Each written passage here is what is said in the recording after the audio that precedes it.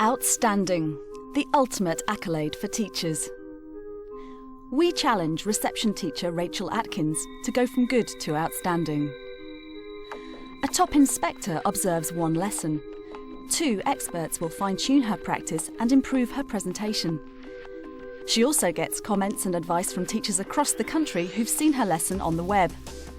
Rachel then has 3 weeks to put all the advice into action before the inspector comes back for the final verdict. It's interesting to see how many things have actually come out that people are repeating. So it shows clearly that there's something that needs to be changed.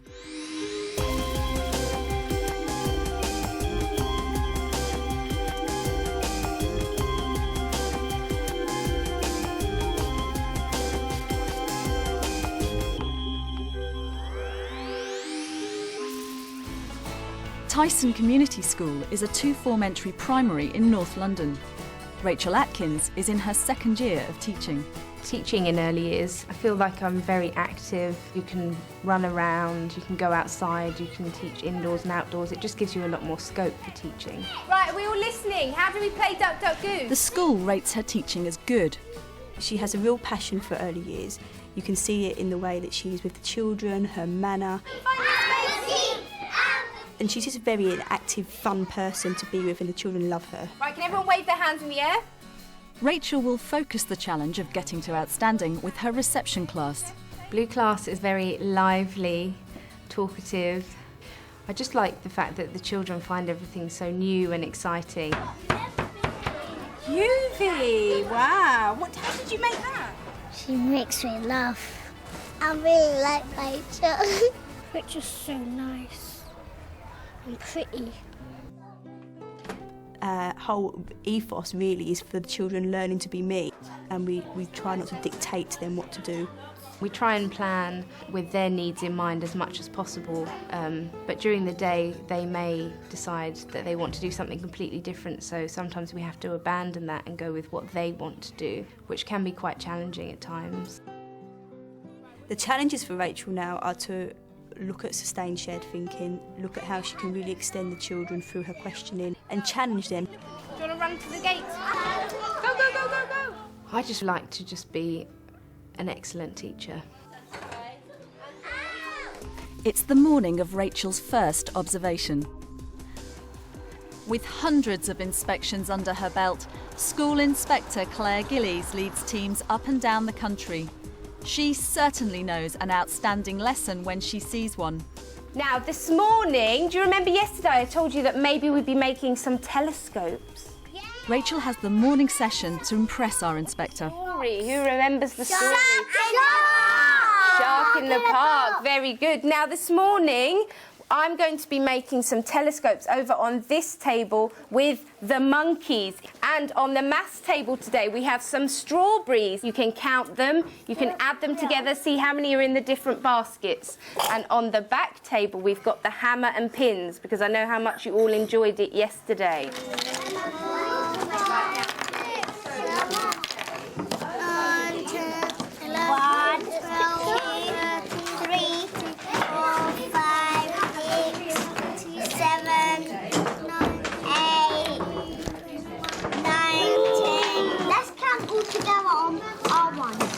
We've got a telescope here, and there are different ways that we can look into different things. I've got some binoculars that maybe you can have a look.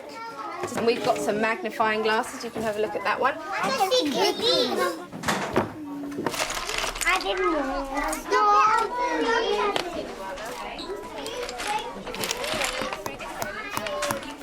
We're going to make our own telescopes now.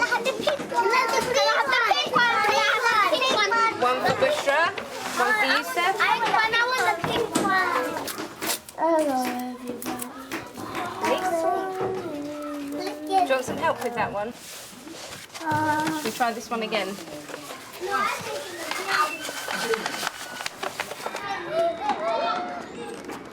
This is a clever way of making the holes. Yes. This is, yes, Alamin wanted orange, so we're doing orange. And yellow. And yours is yellow. So I'm trying to do 3 at once. There we go. 1 yellow. Is that okay? Let's make them. Wow, perfect fit. My one's done.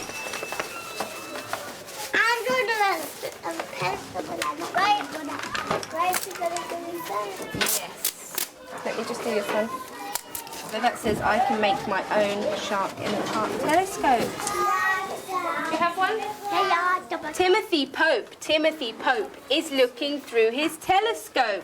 Everyone get their telescopes ready. We're going to look up at the sky. We're going to look down at the ground. We're going to look left and right and all around. Very good. And this is what he sees. What a nasty surprise. In his loudest voice, Timothy cries. What does he cry? There's a shark in the park!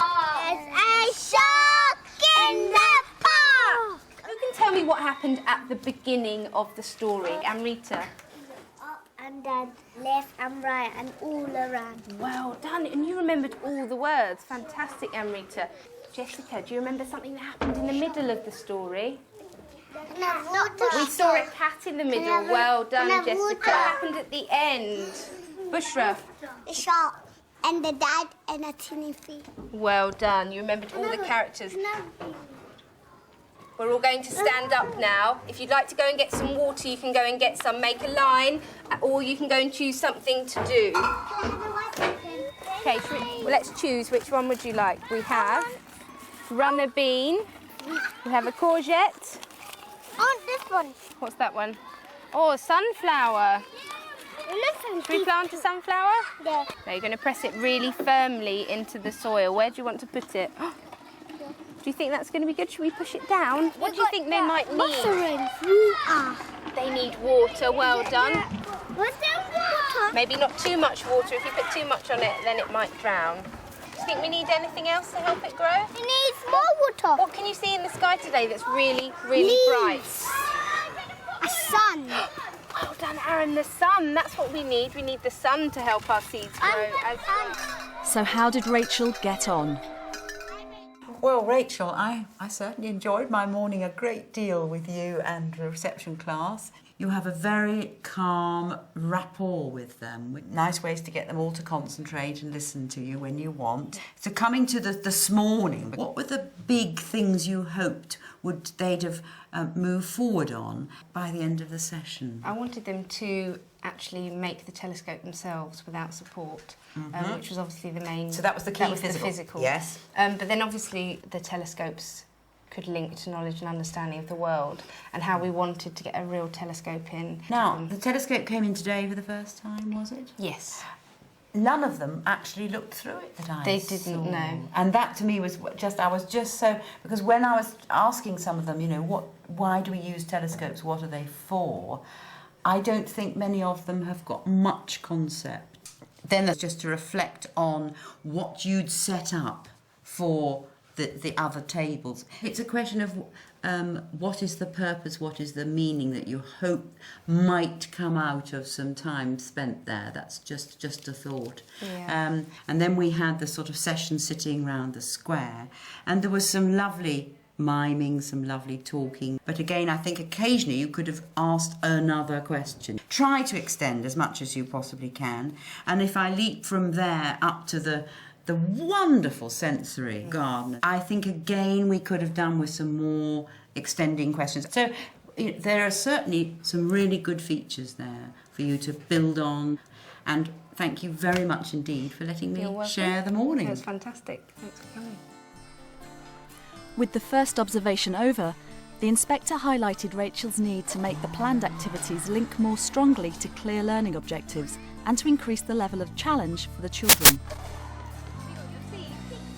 It's time to bring on the experts.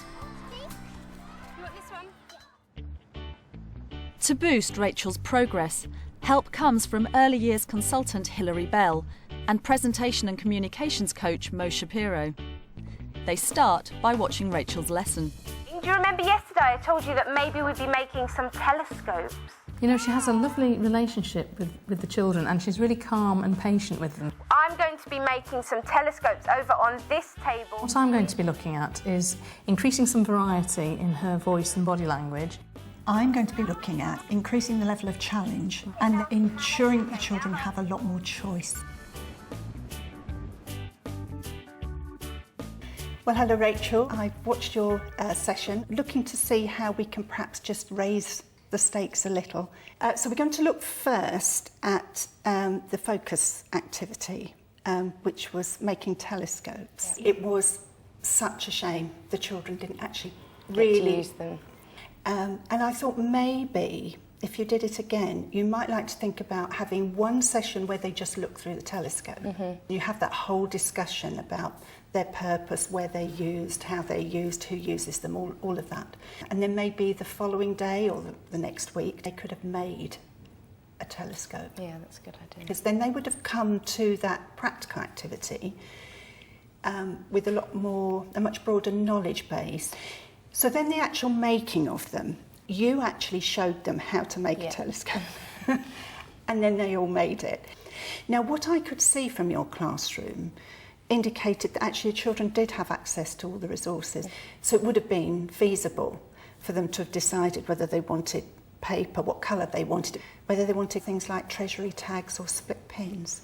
You know, so you would have had that element of challenge. Try to inject more challenge into the activities that you provide for the children. You had seed packets, but it was kind of random, wasn't it? You know, it was, yeah. Do you want to run a bean? Do you want a sunflower? You know, and I was left thinking, I wonder actually if those children have any idea what a sunflower looks like. I wonder, do they know what a runner bean is? So you could have talked to them about colour, the texture, all of that. Again, it's the language, isn't it? You know, so important. I've got some labels here.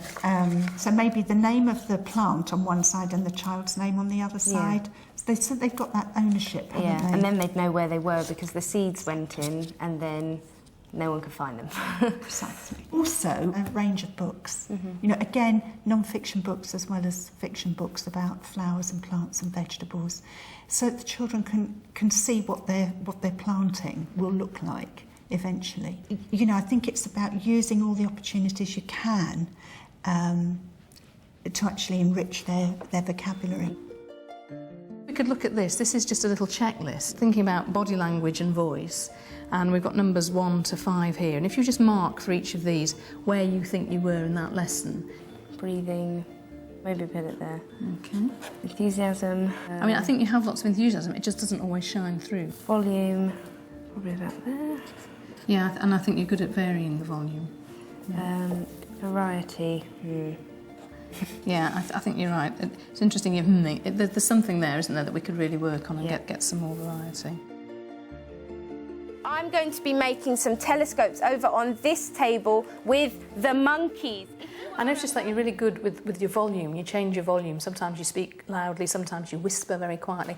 But what I think would be really good would be to get some more light and dark, different colours into your voice. So I'm going to ask you in a minute to recite Twinkle, Twinkle, Little Star. And I'd like you to do it as though you're actually quite sad. Twinkle, twinkle, little star, how I wonder what you are.